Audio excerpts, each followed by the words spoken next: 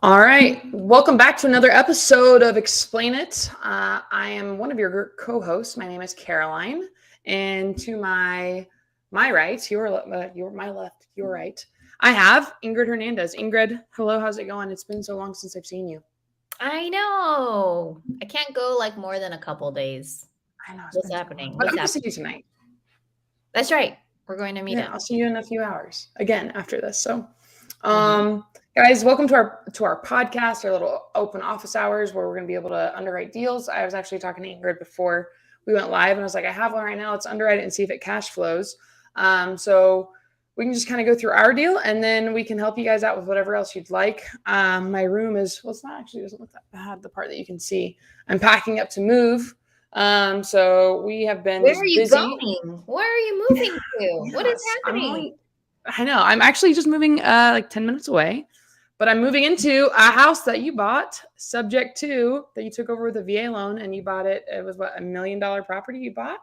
Yeah, a little Um, over that. a little It's over like a that. So I million was four actually hundred there, and thousand or Ingryd something. locked up that deal, which was Mhm. really cool. You helped out a couple that was just behind on payments and they couldn't afford the house anymore.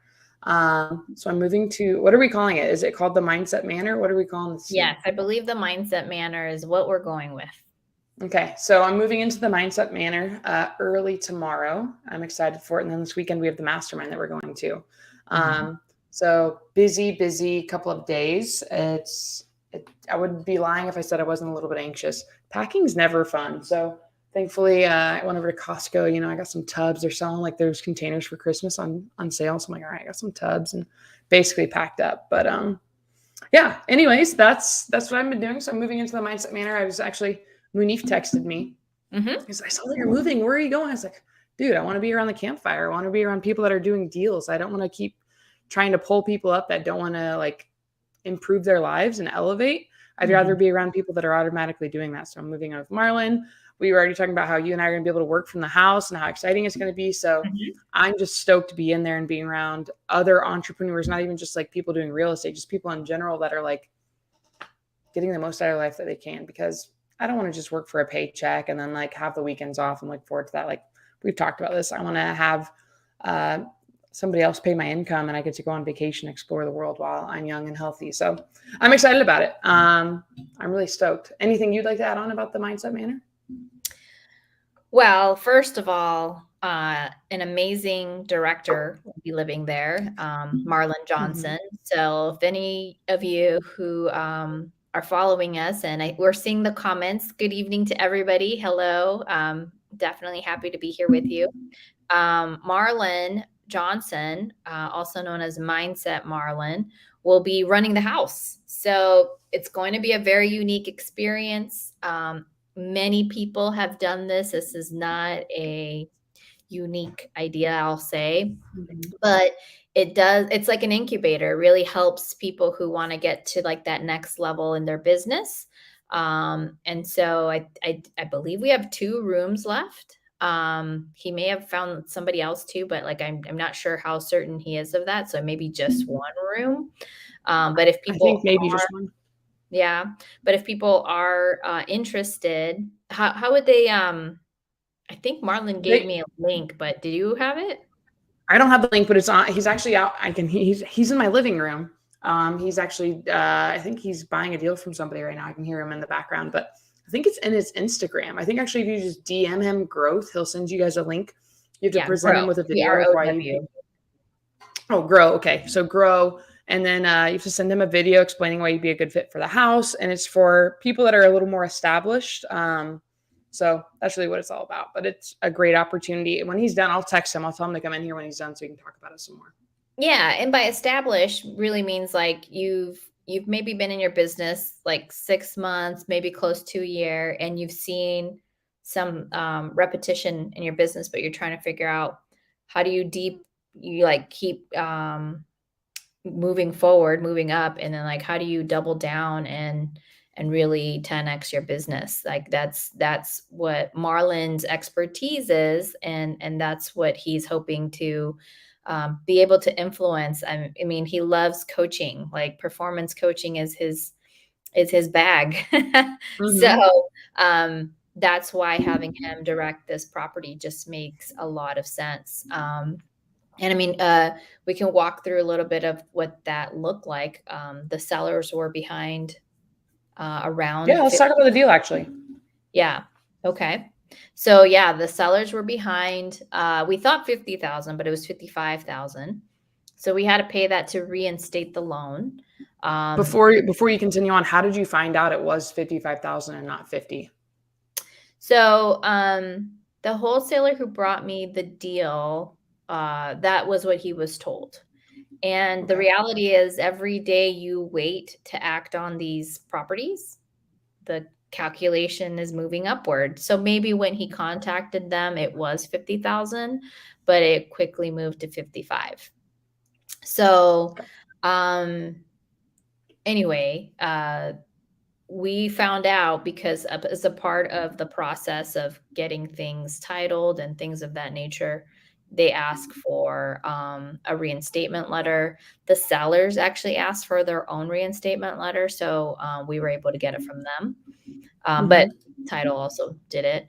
And then we found out, because like we had a misunderstanding, and actually this is something I learned. Title companies don't see a difference between saying SubTo as an agreement for sale and SubTo as a deed transfer. And so most title companies, when you say SubTo strictly just means you're going to buy with an existing loan attached to that property. And in fact, you can buy and keep like a water softener loan or a solar loan and take care of everything else. That's still a subject to. So subject to is still a very big, like a analogous. I think that's the way you say the word. Like it's just a big word, a big phrase. It covers so much. So now when I talk to title companies, I say, are you able to do this SubTo with a deed transfer? Or can you do this SubTo as an agreement for sale? I think that last piece is really important to communicate with your title company, because here we had thought that they could do this because we said SubTo, and they're like, absolutely, we could. And then come to find out, oh no, they thought that we were talking about an agreement for sale. We weren't. We were talking about an actual deed transfer. So what is the difference between an agreement for sale and a deed transfer? So in Arizona, you'll hear agreement for sale, which is an executory contract, or often heard around the United States as land contract. Land contract is where the deed stays in the seller's name, but you cloud title, just like you would record something like a memorandum or a mechanical lien, or just any kind of lien that you legally are allowed to record against a house.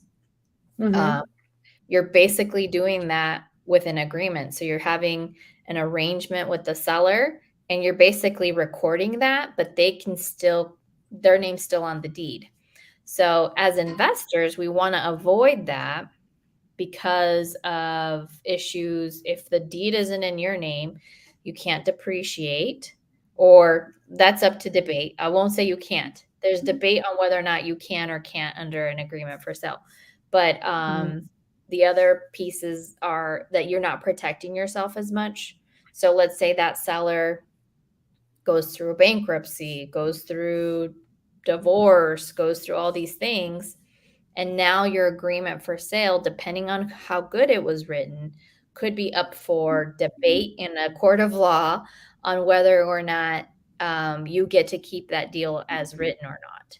So the best way to take over a property is to take over the deed, because even if the seller goes into bankruptcy and the debt is in their name, you have more protection because you've transferred the deed. Okay, cool. I wanted to bring this up because, guys, this, like, especially because we're doing this office hours and this is live, ask us questions. I like to, I want to make it as simple as possible for new people to understand. So if anytime you feel like we're going over your head, that's the whole point of us doing this. We're really trying to give back. So please, I'm trying to keep it as, I'm going to let Ingryd explain. I'm going to ask the newbie questions because we've all been there. Ingryd didn't learn this overnight. I didn't learn this overnight. This is like compounding from years of investing in ourselves and lots of courses that we've taken. So if at any point this is like, whoa, what the heck did they just say? ask a question in the side chat. And then I would like to, I'm going to do a shameless plug. Like, this is free 99. The only thing that I ask that you guys do, and when you're on here, is like take a picture of us, put us on your Instagram, put us on your Facebook, tell people about us and how we're doing this. We want to help as many people as possible. And we really are looking to do deals with you, and we want to partner up with you. So Ingryd got this from another wholesaler, sending it to her. We were able to help a family that was going to lose their house to foreclosure. Yeah. Nobody was able to solve their problem. And Ingryd was able to talk to them and make it digestible so they could get out of this troubled situation, have some money in their pocket, and move on to the next chapter of their life. So really great opportunity. So use what we have here. Okay. Any other pointers? So that's how you work with the title company. I will say there's some title companies who can do deed transfer SubTo for FHA and for conventional. I haven't found one that can do it for VA, but so because this is a VA loan, we had to do a self-performance. We leveraged a really amazing TC company that works within our SubTo community, and they were able to do the self-performance on this one. So that was very, very helpful. And so because of that, well, we felt confident being able to close. And then we raised money. So I have a good friend who had money, burning in the bank. Yeah, I mean, inflation. Losing value. Yeah. So because this was a bigger investment from them, over $100,000, like we had to ask, or we conveyed some of the equity of the property as well, because they really wanted to get into investing. They're really looking to be active investors. They want to participate in the house. They want to provide value as well. And I would say that is why we felt that there was a fairness in wanting to provide more than just an interest payment to the money that they were going to invest into this deal. And so we provided some equity as well. So, that's awesome. So your private money lender, so you had a friend who's not in real estate that wants to get involved in real estate on the investing side. They're like, listen, Ingryd, we have money that is literally losing value because it's sitting in our bank account. We have over 6 figures in the bank right now. You're doing deals. I see that you're doing them. I want to invest with you. And you're like, okay, typically what we do is we give an interest payment, but because you're being so easy to work with, I'm going to give you a little bit of equity on this deal too. So you're making more than just interest. Is that what I'm understanding? That's right. And so they get cash flow from this, and they get both in interest payments and from the rent cash flow. That's awesome. And they also have a piece of the property that they can depreciate on their taxes. That's really cool. Oh my gosh, who would have thought? That's super neat. So you're always networking and trying to help people out when they don't know how to get started in real estate. Yep. So this is just another solution. Now they get that mailbox money. And what's really great about them is that they're long-term. They understand the marathon of this game. So I know right now it's super popular to just almost like day trade. Can I give you some of this very small EMD cash for a chunk of your wholesale? And I get a lot of people who reach out to me. I'm like, no, I'm not in a financial position that I need that. I have my own EMD money. Thank you. But, I'm looking for folks who have day jobs and they have IRAs that they can use and leverage for real estate, and they feel more confident in using it in that way, and that they're ready to commit 3-5 years or so into some of the deals that we have. Well, it's really cool too, because they wouldn't have been able to find this deal without you. What did we talk about on our last podcast? There's 3 things that you need to have. I don't know if anybody was on our last podcast that we did, but what are those 3 things, Ingryd, when you're getting started? You either have money, you have time, or you have skills. Okay. Yeah. And it's not an or, but those are the top 3 things. Yeah. Yeah. So you were able to find the deal. You were able to lock it up. You were able to make sure that it cash flowed, and you found somebody who wanted to get into investing that didn't know how to really get started. And you're like, listen, give me your money for some time and we'll give you a return and we'll show you how it's done. And you answer all of their questions. Yeah, that's right. I thought I was losing on my internet there. I see you're reading the side chat there. You want to go ahead and Yeah. pull that question up and answer it? Oh, the Victor question is what I was You can, if reading. that's what you're Nas is following also along. having in loan term, it says terms cannot be transferred if it is sold. Are we able to overcome this to sell our home? Let's reread that. Did you understand it? And I don't know, could you rephrase that for us, Naz? In loan terms, it says terms cannot be transferred if it's sold. Are we able to overcome this to sell our home? I'm wondering if he's talking about the due on sale clause and just Maybe, like or market. maybe Yeah. talking about SubTo in general. If you guys didn't know, standard realtor contracts actually have on there that you can SubTo houses. So SubTo has been around for hundreds of years. Seller finance has been around forever. So it's possible. They just said yes. So yeah. So Naz, for what I hope, I think, or what I believe you're asking is, hey, how are you giving out these terms if there's this due on sale clause? It's mortgage companies put that language in their contracts so that they can continue to have the power to say, if this happens, then I have the ability to do X, which is exercise their right to do the due on sale clause. Now, it doesn't mean they're going to, and it doesn't mean they actually want to, because if they do, their shareholders, they're the people that they're actually making that money for, they're actually putting them at risk. So from a mortgage perspective, the best thing you can do with banks is pay them and pay them on time. So if you're a highly performing mortgage, and Caroline, I don't think I've ever told you this, I tend to pay my rental mortgages early. Like that. Oh, because you're a brown noser. You want to be in their good graces. That's right. When they look and they're like, do I want to call this due on this like highly performing? Ingrid always pays on time. I never have to track her down. She's just so attentive. And also, I never get any complaint. Like, they're not a landlord, but I never hear anything bad about the property. Right. So you want to be the goody two shoes of mortgage management. So this is exactly it right here. This comment. As long as payments are made, banks don't like to be property owners. Guys, I just was talking to somebody else. There's a bank, somebody who's trying to do a loan mod. So when somebody's in pre-foreclosure, we try and help them. There's 8 ways we can stop a pre-foreclosure auction or a foreclosure in general. If you guys have any sellers that have situations like that and they need to sell, bring them to us. We will absolutely help you out. Again, on our Instagram. So my Instagram handle is here right below Ingryd. Hers is right there. So it's at TheCarolineCain and then at Ingryd_Hernandez. Ingryd is spelled with a Y. I don't know why, but anyways, inside of our link tree, you can email us, and our email to send us deals is doihaveadeal@gmail.com.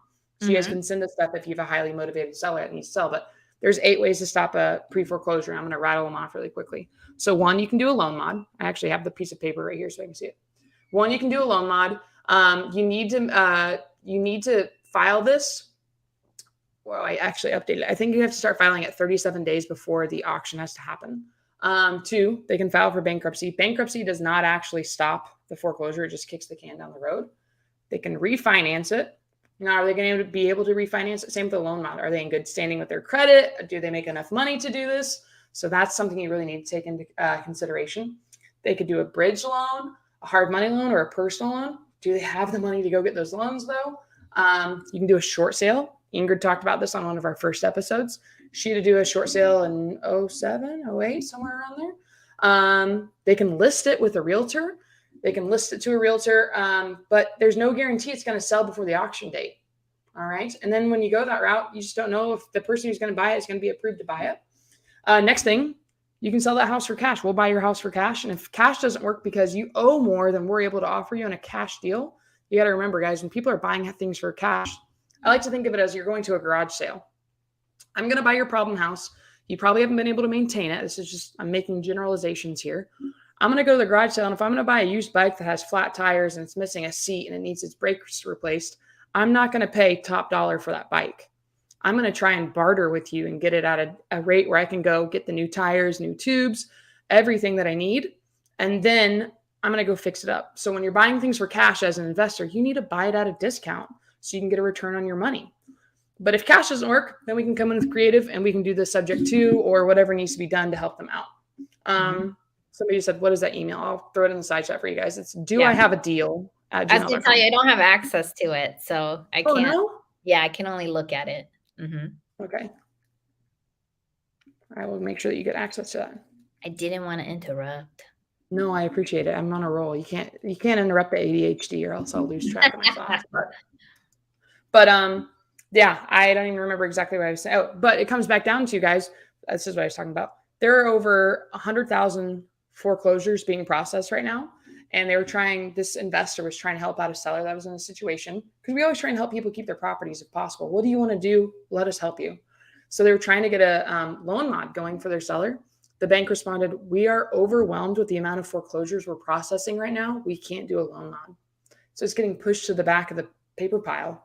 And guys, banks are not in the business of owning property and renting them out. They don't want to. That's why they're willing to do a short sale where they're like, okay, I will sell this at a loss to not have to maintain this property. So I don't have to get calls from the city. So I don't have to worry about the maintenance on the outside of the house. Like, the last thing the bank wants to do is regain control of that property.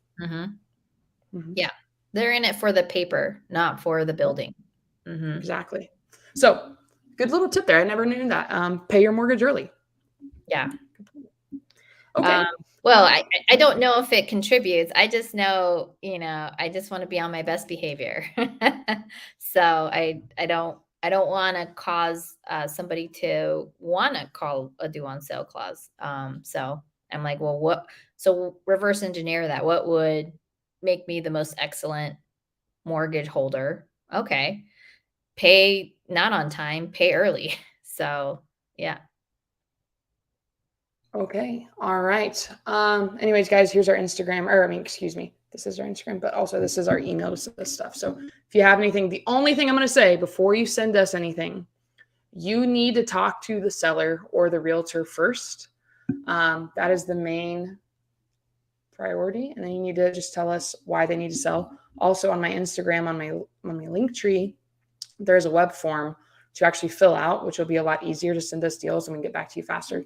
Make sure you give us your contact information so we can reach out to you and call you on it. A while ago, Ingrid, I actually saw somebody else said, let me find it. Raymond put it in here. I don't know if I'm interested in it really. He said 2 development deals in Southwest Florida. One is a deal that has almost all of the engineering complete for a 400 unit square foot or multifamily project. The second is family, not square foot. 400 unit single family. Yes, yeah, you're right. Excuse me. SF square foot is what I'm going ahead. The second is a 6-unit condo project that just needs permits to be pulled. I am not really trying to do any like development stuff. Are you looking to do development stuff? I'm a connector. So Raymond, if you want to send it, I know folks who have like pretty big funding. If that covers a threshold they're looking for, they might look at it. No guarantees. We also are good friends with a guy here in Arizona that deals with a lot of developers. So if it's worthy, he'll let us know. And, we would take something more like I'll say a referral fee. I don't want to, guarantee that it would be something beyond that. Development deals are very expensive and there's a lot of hands in that cookie jar. So, it just depends on how lucrative of a deal it actually is. But yeah, send it and we can tell you what their feedback was if in fact they say it's not a deal or something like that. Yeah. Just remember, it's got to be like, there's got to be enough meat on the bones for it to work for everybody. Can I speak to that for just a moment? So what I don't like, and this goes back to what you were saying, Caroline, because I do want to underwrite deals. When you ask me, like, what does Ingrid want to spend her time on? I want to look at deals because when I look at my priority of avatars, when you're in SubTo, you learn, like, who are you? My priority of avatars, not just what avatars am I? I'm a buyer. I'm number one, a buyer. Number one. Why am I a buyer? Because I cannot say I have a goal of owning 25 doors if I don't buy them. So when I look at my priority of goals, what's the most important goal? To buy. So second to that is connecting people who might have oh, you have cash, oh, you have the deal. Those two things don't fit my buy box. Let me help you guys connect. Or not, and that's just deal oriented. There might be other things like, maybe I know folks who can do roofs. I have a company here, an amazing contractor who's doing work for me. They want to grow their roofing business. And they're like, Ingryd, how do we work with you to build our roofing business? I was like, what? I don't know. If somebody needs a roofer, I'll send them to you. You guys have been doing such an amazing job on the houses we're working on together that of course I would send you business. And so, anyway, that's a connector. That's an influencer. That's somebody who, that's who I feel I am. But in order for me to be a buyer, a top-notch buyer, I got to underwrite deals. And so, when I get folks sending us deals and they're like, hey, here's this link, I think you might be interested. That's not as enticing, because what's more enticing than just a clicking of something is there a relationship?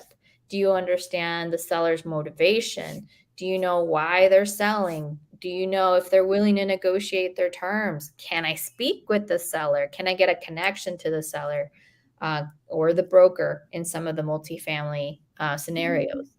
But simply forwarding on a link does not really is not as helpful, because I could do that. I could just go on, any kind of the listing services and filter. That's all that was. It's a good point. And I wanted to, so what I was going to comment on below, actually, let me rewind. Same here. Guys, we're always looking, we want to buy if we can. If we can't buy, we'll try and plug in and help you guys out. The main thing is we really want to solve problems for people. So if you do have the point is, somebody said in the side chat, is this only for foreclosure properties or any deals? You guys can send us anything. At the end of the day, and this actually, I think about this often, Ingryd, I don't know if you even remember saying this, but I remember you were talking to Pace one time, and you're like, I'm anxious. There are so many people that are in pre-foreclosure right now and they don't know what to do. And I went through this short sale before. I want to help more people. And I just don't feel like there's enough of me to talk to all of the people that have problems. Guys, one of the reasons why Ingryd and I mesh really well, and so you guys should look for, like, when you're going to partner up with somebody, and you even told me about you and Mark when you decided to marry your husband, like, you got to have the same core values, and you got to have these things that matter to you. And one of the biggest values that I carry is I love service. I love helping people. I like to help. I almost became a teacher. It is so much fun to see things click with other people. And I know you're the same way, Ingryd. And that's why Ingryd honestly is the nicest human being ever, because she will answer everybody's call. I will not, you guys, because I get too many questions of, where's Ingryd? Why can I not get a hold of Ingryd? Can I be best friends with Ingryd? I'm like, guys, I don't know what Ingryd's doing. She has kids and a husband. Let her have some breathing room. But Ingryd does that. So at the end of the day, if you have somebody that has a problem, that's why creative finance is so incredible. We can try and make it work, and we'll try and figure out how we can help this person keep their home, or we can help them get some money rather than no money and having a foreclosure on their record. And then it hurts their credit and it's hard for them to rent somewhere. And we want, at the end of the day, help people. So again, our first avatar, the first thing we want to do, we want to try and buy.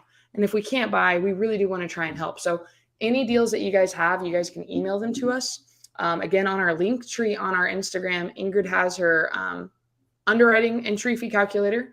We have our LOIs on our Instagram link trees. You guys can see that. So you can send over a letter of intent to agents or sellers when you want to buy their houses.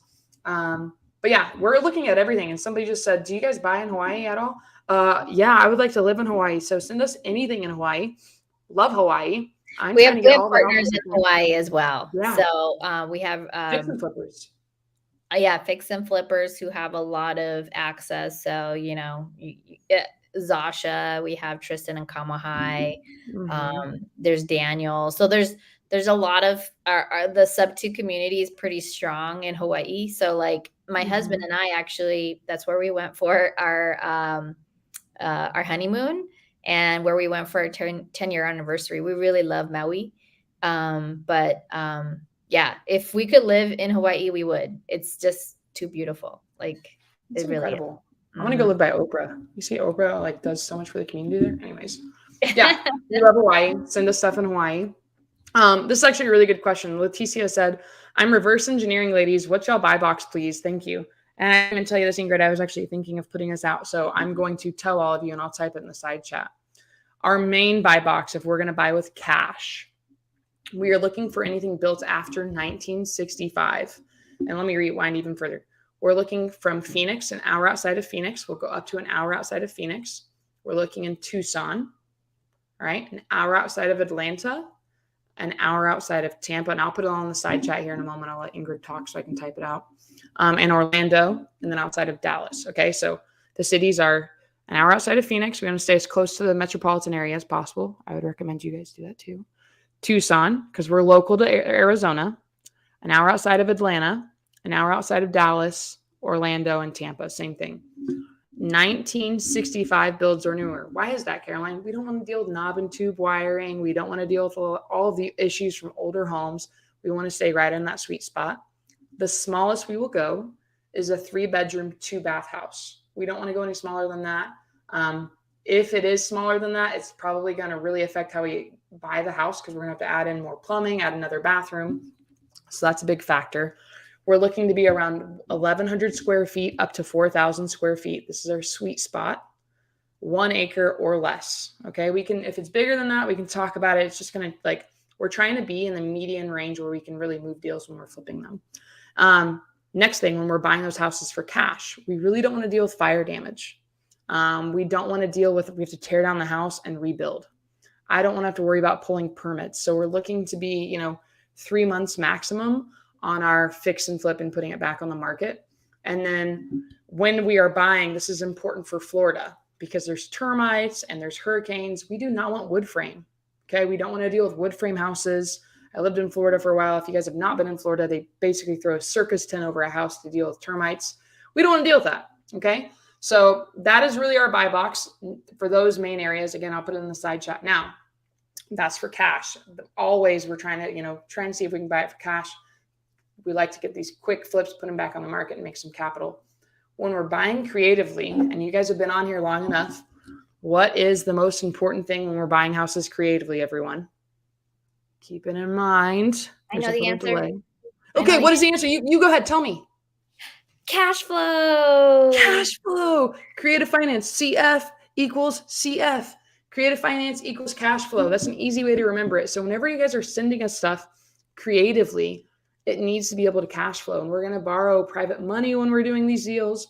We're going to borrow even money from ourselves, from our fix and flips, or from when we wholesale stuff. We just got to pay ourselves. So it needs to cash flow. What is the minimum amount of money you'd like to cash flow on a deal, Ingryd?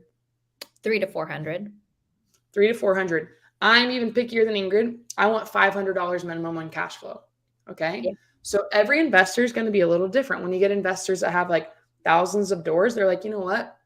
I have so many doors. I'm okay sometimes taking 200 because I know next year I'm going to update it and then I'm going to get more money in there. So for us, 300 to 400 is the minimum Ingryd would like to go. Probably more so leaning on the 400 side. And then I'm around 500. That's important to us. Yeah. I think what we should do is put these deals or these deal requirements in the REI calculator since it gets looked at so much. Just so that folks have all our criteria in one spot, including how to submit them. So I'll work on that tonight. Minimum cash on cash return, Michael. If it's a creative deal, I expect over 20%. If it's a flipping scenario, I also expect like a 20% margin. So if you're in the 20s, you have my attention. Hopefully that helps. Well, you keep going. I'm just typing this out so I can put it in here. Oh, okay. Fantastic. Yeah. The only other thing I was going to mention around areas is we would love to have property in Flagstaff, which is up north. And I'm open to looking at anything anybody has, but it has to make sense. Primarily cash flow specific, but I'm not as picky as I am down here just because we know in Flagstaff, there's only so much Flagstaff up there. So I remember one of my friends was buying a property in Munns Park. And in Munns Park near Flagstaff, they only get so much Wi-Fi. So if you don't have like the existing credits and the existing Wi-Fi ability, like it probably is a deal breaker for you. So like there'll be nuanced things like that I pay attention, but they're too difficult to get like right off the bat as a deal. So anyway, just I threw that in there just so you guys can all see. So Phoenix Metro, Tucson, Flagstaff, Dallas, Atlanta, Orlando, Tampa, 1965 build or newer. You guys might want to do that as well, just because there's less problems with those houses. 1,100 square feet to 4,000 square feet, a 3-bed, 2-bath minimum, 1 acre or less, no fire damage, no full gut. Now, if it is a full gut and everything, that just changes how we have to buy. So now you guys have a buy box. This is incredible. You guys have heard this analogy. I'm going to say it again just for this episode. So new people that are on here and have never been before can hear this. You want to have a buy box whenever you do anything. You always want to reverse engineer. So Leticia, I appreciate you saying that. Guys, whatever goals you have, you should reverse engineer that. You don't go into a shoe store and blindly say, I need shoes, and they bring you toddler sizes to Shaquille O'Neal sizes. You go in and you're like, I like this style. I'm a 9 to a 9.5. Hey, Ingryd, thank you so much for helping me inside of this shoe store. I would like a pair of white Air Force One size 9 to 9.5. I want to see what feels good. And then they'll go get it and you try on 2 pairs of shoes instead of 700. Same thing. Know what you're looking for when you're trying to get deals, and that's going to help you. And then at the end of the day, guys, this is something I like to say a lot just so it kind of gets through my head. I'm talking to the younger version of myself when I first started investing. Why do they need to sell? Like, find somebody who's motivated that needs to sell rather than, I'd sell for the right price. And that's how you're really going to be able to help people. People that are in trouble, the more problems you solve, the more money you're going to make emotionally, and it's going to help your bank account and your family. And you're going to be able to help more people when you're able to buy deals and be your own private money lender if you need. So, cool. Great question from Vincent here. He said, do you cash flow analysis based on local rent or Airbnb? Ingryd, I love this because you really drove this home for me in June when I was about to take down an Airbnb that was not in the most poppin' area. Yeah. So if you are in a season like myself or Caroline, where you're in a more conservative season, and the reason I'm disclaiming that is because depending on, what your bank account can provide in terms of risk, you may not be in a scenario to take the biggest risk. So I always say, if you're a beginner, maybe even intermediate investor, you don't have like tons and tons of cash in the bank, you may want to stick with only underwriting for long-term rentals first. Generally making sure that those cash flow.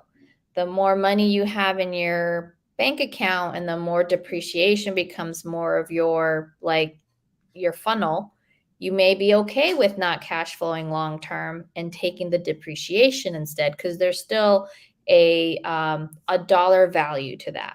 So if you're a beginner or you're just getting started, or if you want to market to the masses, you always underwrite to long-term rental. That should be like the lowest common denominator. Or you communicate cash flow neutral or slightly negative cash flow, but kills on Airbnb. As a marketer, communicate. Where would you say kills though? Like, what is a number of kills? Like $500 is kills as an Airbnb? Like, I'm new. I don't know anything. For an Airbnb, these are my numbers, and so this is Ingryd's perspective, not like somebody else's perspective. But if I'm not cash flowing at least, and I mean the average cash flow, so between high and low season, for example, in Arizona, you can go like 2 months without having any cash flow, like no renters, because it's hot as balls here. So yeah, I was gonna say a little hot. So as a result, our tourism goes way down in the summer. So that's why I won't buy a property in this part of Arizona, other than Flagstaff. I won't buy it without a pool if it's meant for Airbnb. Like, if it doesn't have a pool and you're trying to tell me it's good for Airbnb, I'll say, nope, no, thank you. Move on. But what was I saying? So Airbnb, my numbers. Yeah. What's good numbers? If they don't at least cash flow on average for the whole year, a minimum of 2,500 to 3,000, I don't want it. Okay. And so let me break it down even further. So per month, what were you looking for? When is in high season? How much was it per month? So to be frank, forget the per month. If you're not Okay. hitting at least 85 to 90,000 gross a year, I don't want to look at it. Gotcha. Okay. Mhm. So let's break down that number. Why? And this is quick, dirty math. So let's say it's 90,000 gross. Half of that is going to be expenses. So $45,000 go out the door. And then the other half, you're already putting away for reserves, for Toilet breaking, all your utensils. crazy stuff. Yeah. Easy. So 45 grand seems like a lot until you realize if you're playing a conservative way of managing your cash, you're probably only making half of that. So now you're at like 22 and a half, 24,000. And that's really your take home, which equals to $2,000 a month. Nice. Okay, cool. So that's the easy math. If it doesn't make at least 90 grand, I'm not interested. Okay, so here's another question, because I keep getting a lot of people that are sending me Airbnb stuff. If I just, where I'm at right now, this beautiful, bland Amazon startup of a room, would this be a good Airbnb? If it's clean, it's nice, but it's boring, would that perform well now while we are in an oversaturated market where you trip and you fall into an Airbnb? My boring stuff, would this work as an Airbnb? No. And when you're underwriting, not only are you, if it is a boring property, as you say, Caroline, or a bland property, even this is vanilla. Even though it's like, even though it's blue. I painted this all myself, by the way. Even though that may be like what's happening, it could become a diamond in the rough. So when I look at how much do I have to spend to make a property worthwhile, I'm now underwriting closer to $7,000 to $8,000 per bedroom. So if it's got 4 bedrooms and $8,000 per bedroom, what is that? Would you say it's $4,000? Mm-hmm. 4,000.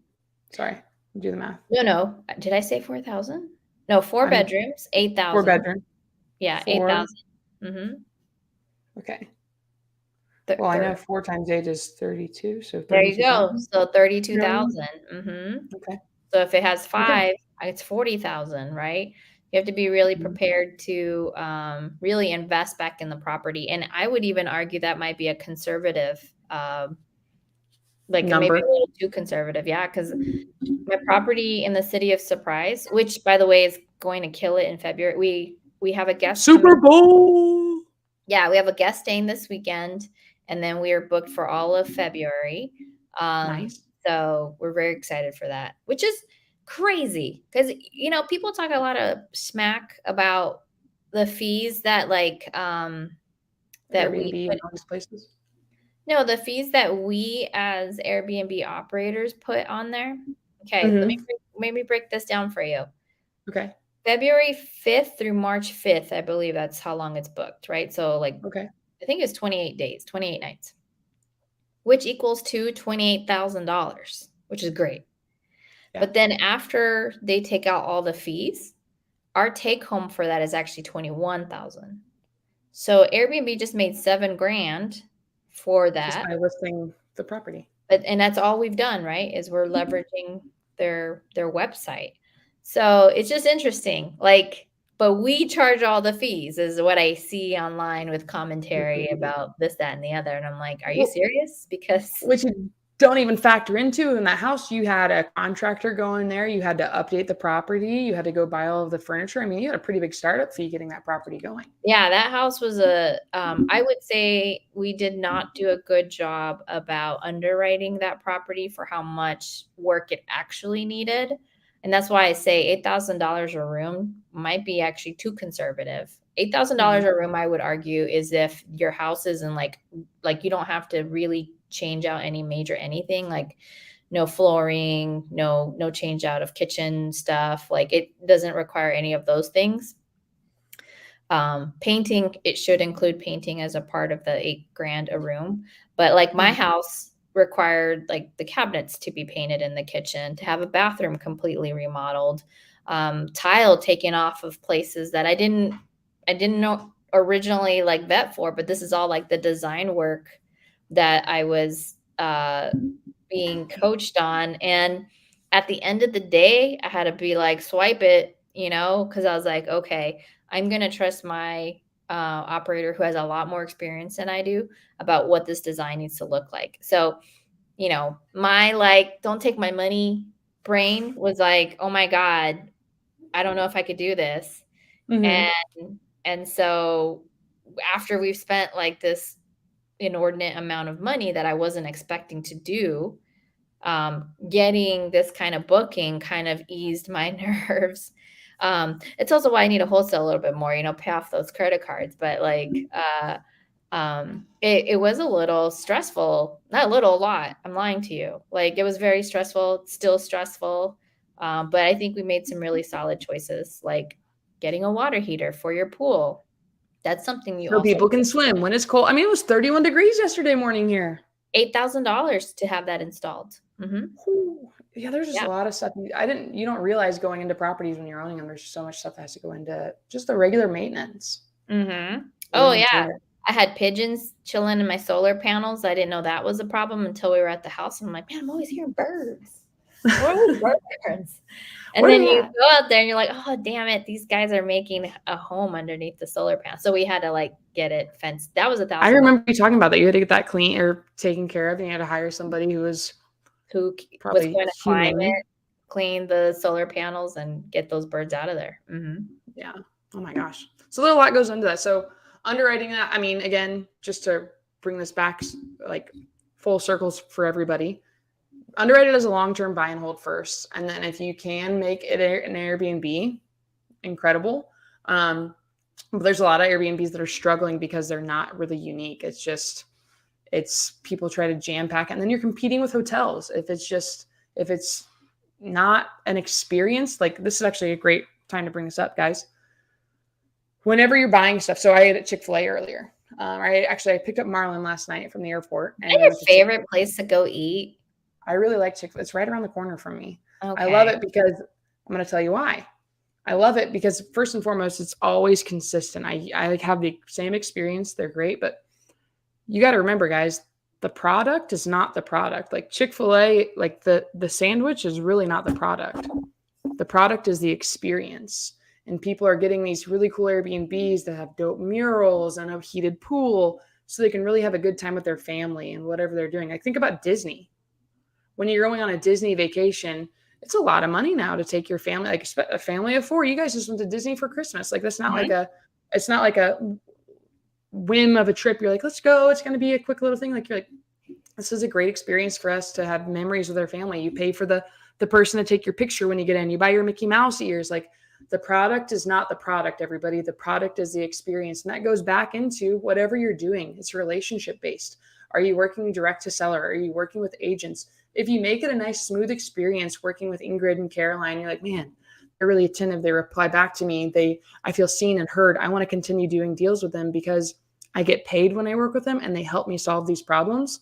You're going to work with us 10 times more than you will anybody else if they're not paying attention to you and answering your questions. So when I first got started, having somebody who was willing to hold my hand and kind of explain why my numbers didn't work or whatever I was doing, I appreciated that a ton. And it made my experience of learning how to do deals that much better. So just when you guys are looking at Airbnbs, just remember that it's the experience. How much money is it going to take for your end buyer who's going to fix it up and get into it, going to need? And I want to add this on because you said this, you underbid the work that was needed. Guys, whenever you're running your numbers, add 15% onto whatever you think that rehab number is. Nobody's ever under budget when they're fixing stuff up. No. Somehow something always goes over. You're like, dang it, man. I got to add a pool heater. There's another $8,000. Like, gosh, whatever it can be. So always add a little bit more. And the conservative numbers are good. So if you're doing $8,000 per room and then you're like, oh, I'm actually making $10,000. I don't think you'll be mad. But if you underwrite it as I'm going to make $8,000 a month per room on this, and you're making $3,000 per room, you're going to be pretty upset. So just be a little conservative when you're running. Are you talking about rentals? Sorry, you confused me.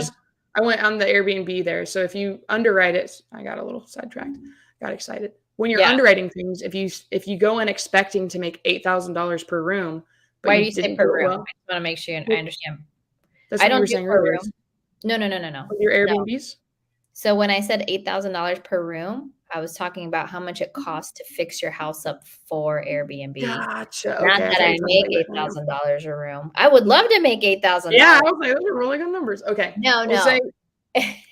It's what I'm it. getting at is if your Mhm. Airbnb is going to bring in $2,000 a month, but Net. you're actually thinking it's going to bring in $6,000 a month, let's just talk about the entire house. If you're thinking it's going to bring in 6,000, but you're only bringing in 2,000, which was the case with my property in June that I brought to Ingryd. She's like, does it pan out as a long-term property?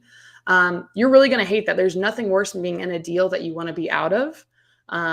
It's awful. It's stressful. It keeps you up at night. So make sure you're being conservative and it'll make you feel a lot better. So anyways, Yeah. we have 8 minutes left here.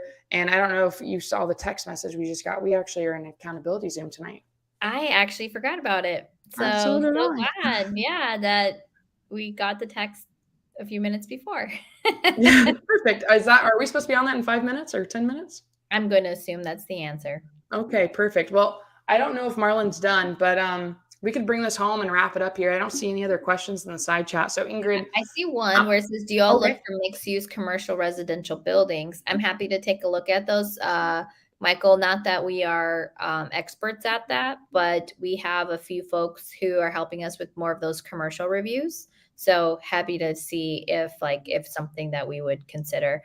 One of the things I was talking to a good friend of mine who is basically my family because she's been a part of us for so long. She's my hair girl. Like, I don't know if you noticed, but my hair is so much blonder now because I was getting grayer and I was like, oh my God, I need to do something about that. But No, anywho, it's great.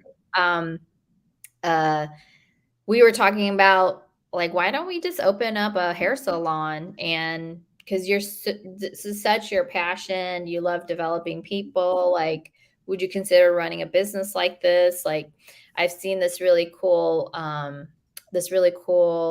like concept where each room is rented in a I'll say quote unquote salon, but each room is dedicated to something different. So like one of the rooms might be somebody who does hair, another is somebody who does nails, another room is somebody who does like eyebrows and eyelash extensions and stuff like that. And so you have these different like beauty salon services. And then in the middle of them is this coffee shop. So imagine you're like getting your hair all frosted or whatever, and you're just chilling there drinking a coffee that you just bought while, in a very nice setting while all that happened. So I was like, I really like that concept. And then above the building that I was at, people actually live there. So I just thought it was a really cool mixed use. And so if you have something that fits something like that criteria, I'd be willing to look at it. Okay. So guys, send it to us again. Do I have a deal at gmail.com? I think we bring it home here, Ingryd, just so we have some prep before our next meeting that we have. Guys, reach out to us on our Instagrams again. Mine is at TheCarolineCain. Ingryd's is Ingryd_Hernandez. We'd love to help you out. Ingryd? I'm sorry? I was going to let you bring us home. Please send us your topics. Send us what you think would be of value to you for us to cover. What we tend to cover is like stuff that's like hitting our desks right now, but it may be more pressing for us and we will work through that, but would love to see what's more pressing for you. Like what are some of those missing puzzle pieces that if only somebody could answer this question for you, it would help you. Additionally, I think one area of focus that we would love is to have you guys come on to the podcast and work through a deal like we did last week. I think that's so much fun. And I think if you're really wanting to get into buying or selling to very conservative buyers like myself, what do you have to do? You have to practice underwriting. So we can go through that. I would love for us to all go through that together. I think we can do that. And guys, we might even just do a random pop-up during the week that we can just underwrite as well outside of our podcast, just to help you out. I know that we did a few last week. You guys need reps, especially when you're getting started. You need to talk to more people. It's literally a numbers game. Focus on building rapport with everybody you talk to and trying to solve a problem. For sure. All right. Let us know what topics you guys would like. Ingrid, thank you. Good to see you. I'll see you again here in a little bit. Everybody, have a great rest of your Wednesday. Bye, everyone.